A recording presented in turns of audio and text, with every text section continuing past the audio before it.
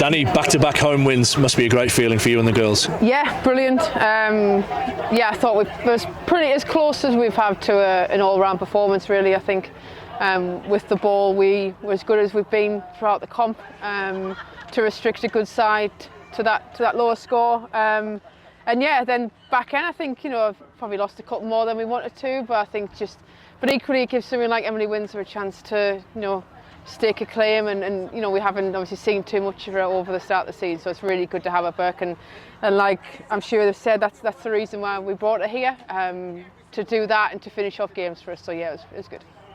We'll go back to the very start.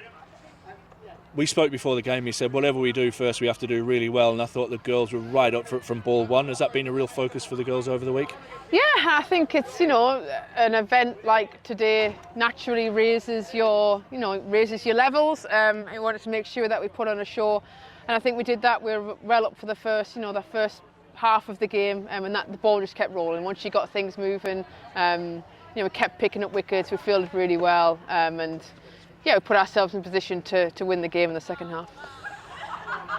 Fielding, but the bowlers, Maddie picking up 2 wickets in the power play, and then Phoebe's over, that really bust the game open for you guys. Yeah, Phoebe was brilliant. I think she's had a really good season so far, and she's getting recognised in England and things like that. So I think it's been brilliant for her. Maddie as well, starting to really come into her own again. That's one of the reasons why we brought her here. Someone who can perform is excellent in all 3 facets really when she gets going. So and equally somebody like a Catherine Fraser comes back into the side. I thought we asked a really tough job of her to bowl in the power play, and I thought all in all she did a really good job. So I think there's some that will take the wickets, but actually it was a pretty good all-round bowling performance. Yeah. Halfway you'd be more than happy with only having to chase 104.